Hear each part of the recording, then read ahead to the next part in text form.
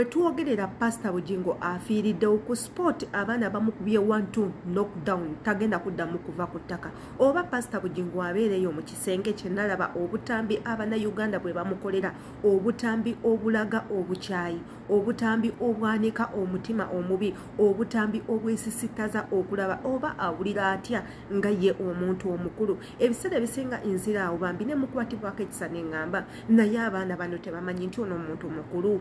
Lwaki tebamuwa kitiibwa n'enzijukira? Bw'oteewa kitiibwa abantu tebajja kukikuwa. Aweeva ng'oli mukulu oyina emyaka emeka, igwe kasitookera ku makya ekitiibwa n'okyeyambula n'okiteeka wali, n'omwana omuto ayonka ajja kuyisaamu amaaso. Ky'okola batugamba nnyo bano abantu abafuzi.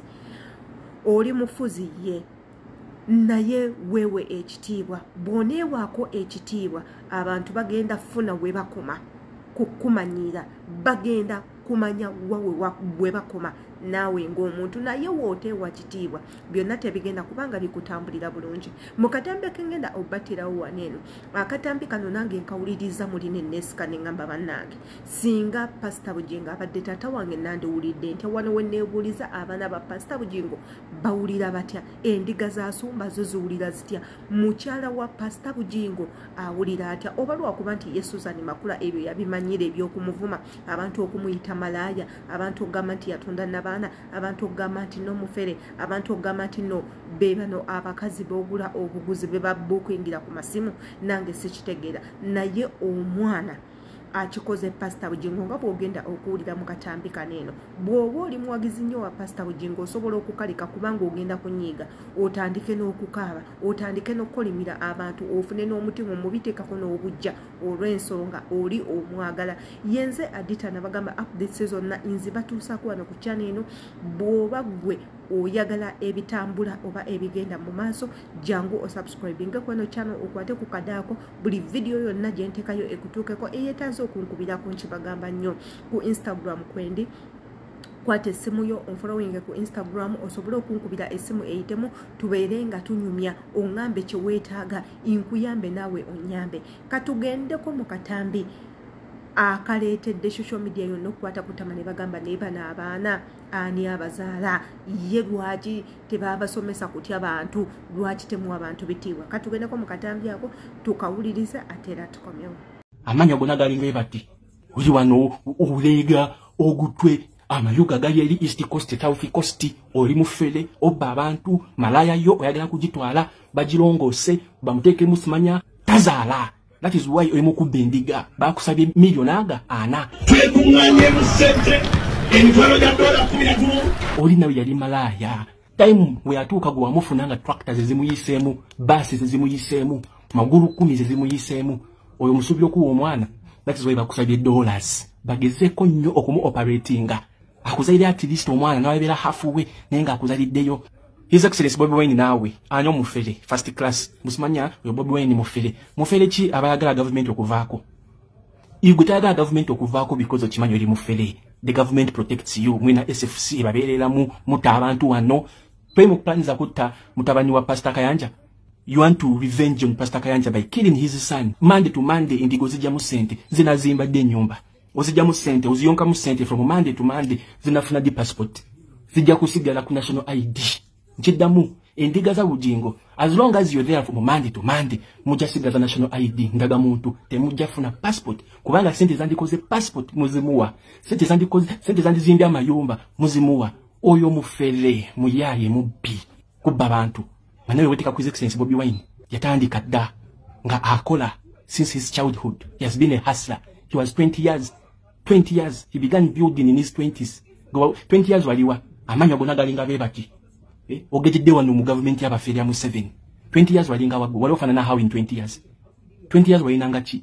Bino byonna obye bantu kubifuna. Obyindiga zo kubifuna. His Excellency Bobi Wine yarabbi kwani okufuna China oba okufuna byonna byalina. Yarabbi kwani enyumba yagizimba tulaba in his 20 years. When your 20s wali elinga amanyo gonna gali gatunula eri East Coast, South Coast mafu njana kunyiga.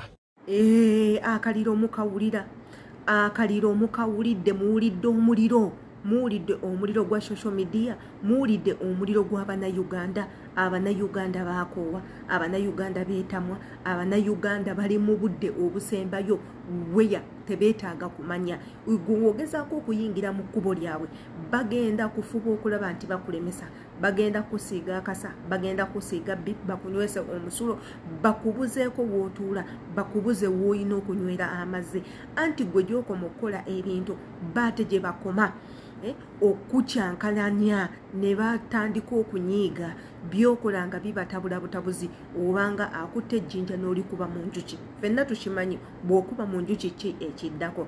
Abannayuganda bagamba dda Pastor Bugingo, sigala ku mulimu gwo ogwa pastor osombe abantu, iva mu bintu by'obufuzi. Era abaana ne bamugamba Pastor Bugingo, eggwanga lyaffe Uganda engeri gye litambula mu gw'oliraba bulungi likunyumira. Enguudo ezo ez'ebinnya igwe zikunyumira w'otuula mu mmotoka yo nga bakuvuga, ekinnya bwe bakikoonamu gw'owulira ng'agenze mu nnyonyi. Ne bamugamba ebintu ffe bye tuli mu kwogera ku bye twagala bibeere nga bikolebwa mu ggwanga lyaffe Uganda birongooke. Abaana basoma tebalina mirimu, tulina bazadde baffe batunze buli kimu okuweerera abaana. Omwana n'atuuka mu senior 6 nti ate agende ku university, maama n'atunda ettaka ne batunda ennyumba ne bagisingayo omwana asome. Amaze okusoma omulimu gubuze. Era abaana ne bamubuuza ku radio gy'oyina ne TV yo gy'oyina oyina abakozi bameka era obasasula ssente mmeka.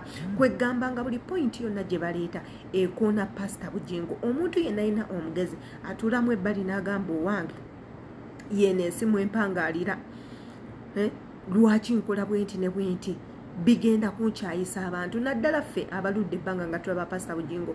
Long time ago Pastor Bugingo yatuulanga ku kituuti najjoza enkumu n'enkumu y'abantu nga tolina w'oyisa kigere. Tunuulira kyaki ye n'abantu bameka abalimu batono ddala. Pastor Bugingo mu biseera by'edda yali mugagga nnyo omuvundu. Essaawa zo ssente zigenda zimugwako, anti kati abasonda baleeta 10,000 naye nga luli omuntu ajja ne bbaasa, ng'ajja ne bbaasa ejjudde obukadde n'obukadde bwa ssente. Naye kati ku mberebezi gy'ataddewo Abannayuganda batandise okumukyawa. Ate gye bujjeeyo mu maaso ajja tuuka ekiseera nga bamukyayidde ddala. Wano tugamba nnyo bannamadiini, Yesu oli wa ddiini nawe oli mu bintu bya politics, naye ate wo akoma ku bya ddiini byokka, toyingira mu politics. W'abantu bonna bijja kuttira. Wabula ate nga waneeno katugendeko ku nsonga za alien skin. Alien skin afuuse alien skin, ekikonde kinyoose ku Fangoni Forest, ekikonde kinyoose ku NUP. Anti bano ababiri abantu batandise obbageraageranya ku President Kyagulanyi Ssentamu teekako ne alien skin. Era nga bagamba alien skin igwe si gwe Bobi Wine gw'oli alien skin. Katugendeko mu butambi obwo ate era tukomewo tufundikire vidiyo eno. General Gaddafi and alien, it is one on one. It's between them. Tewali muntu akiri mabega, tewali muntu akisunda mu basi, kasunda basi ustegeera. General Gaddafi ye agamba alien okumuyita okubeera ku gaali ye, okubeerako officially. Ekyo jenno kiba tekimukolera kubanga ye official bodyguard of the president, official. That is why olaba bano bekikolera bo already basazedde ddiiro. Simanya bahayita wakati bo bamukolera officially. Point endagenzikiriza naye abaana abamu ng'omuvubuka ono kubeeta jjajja baamu mumanyi ow'eddibo alina video gye yakoze naye nga olabira ddala nga ali mu kuzaala wa, because ye yagambye alien skin tasobola kujja ku kitebe. Wemba mwagala kumulaba mumuleete mumuyite mu bifo ebyakabi. Kino Gaddafi ku bifo byonna bye mulaba ebiri Uganda era mwalaba muyita ku kitebe kya Nuupu. Kale oyagala tulaga nti national unity platform wa bulabe nnyo tewalina nakubeerekawo bantu abaliwo batemu bawemuze yebogera si bituufu. Mujikire convention yaffe no convention ku kitebe ekipya abayimbi baaliyo, Kabako yajja, abayimbi baaliyo and they performed. So alien skin naye yali supposed kujja okuperforminga naye alien skin teyajja. Katono jajja baamu yavuddeyo ng'omwogezi wa alien skin n'atuwa ensonga lwaki teyajja. Naye ng'ensonga gy'atuwa eringanga ezalawa ekitebe nti mu bifo byonna lwaki mwamuyita ku kitebe. Era mu bifo byonna bwe mwalaba muyita mwamugamba gye ku kitebe kya Nuupu. Lirivako lyali ly'abavubuka lunaku lw'abavubuka era abayimbi baaliwo okuli ne bakomediyani Baziza Ziyoni, Bamawulana, Bakabako, bayimbi bangi bajjako olwo olunaku. Lwaki temwavaayo ne mumuyita n'agenda wa Pulezidenti Magere? Era mu bifo byonna bwe mwalaba muyita mwamugamba je ku kitebe kya Nuopo nengo omuvubuka oyo before yali akona mu struggle baleti people power ajina nga video ze zakola jajabamu video ze zona zakola at least akulembeza mu ekintu kya struggle na ye kuva alien oyajja eyo byonna babiteeka bali tebakyagala kumanya. That is why ayina n'obuvumu okugamba nti nno mu bifo byonna lwaki mumuyita ku kitebe, lwaki temumuyita ku One Love Beach, lwaki temumuyita Mweno Hotel, lwaki mu bifo byonna mumuyita just ku katebe. Ekyo General Gaddafi kyamukoze bubi, and I also agree with General Gaddafi. I'm behind him. Kubanga ekitebe ekyo Jajjabamu kyozalawa, it is bigger than you. It is bigger than alien. It is bigger than everyone. Because ekitebe ekyo kikunganya ba freedom fighters, kikunganya ba activists, kikunganya kugamba ne president abeerayo ku kitebe. So if president asobola kubeerayo ku kitebe, president n'atwamuko ku muziki ku kitebe, gwe lwaki ovayo n'ogamba nti nno mu bifo byonna lwaki alien mwamuyita ku kitebe? Olinga agamba nti nno ekitebe kifu tasobola kujja kuperformingirayo, okitegeera. So Jajjabamu weeterezemu kwawo. Ekintu ekirala General Gaddafi kyakonyeeko kyentegeddeko, waliwo omuvubuka gwe bayita Clement oba Clement ali awo mukubi wa bikonde alinga nga coach. Oyo gayi yali mu people power era yali foot soldier, nga video ze zakola zonna enkadde before alien skin coming. Oyo Charlie Clement yali yesalanga ebikumba bya people power, enkofiira people power, nga ateekako baleti n'abanga ali mu training. So Clement oyo kuva we atandika okugalawo alien skin n'okukiringa wa alien skin tadanga mu kuyisawo ebintu bya people power, ebintu bya struggle nezi ataya yazisabali. Naye nga nze ngamba musobola okukibalansinga, not forcefully. Sisobola kubategerera, sisobola kubagamba ekyokukola, naye ng'omuntu omukulu ng'okimanyi waliko mu struggle, obadde mu struggle, obadde foot soldier, emirimu oba tosobola kugiteeka bbali kubanga baddeewo star, kubanga osiiba ne star, kubanga otambula ne star, kubanga ogalawo star.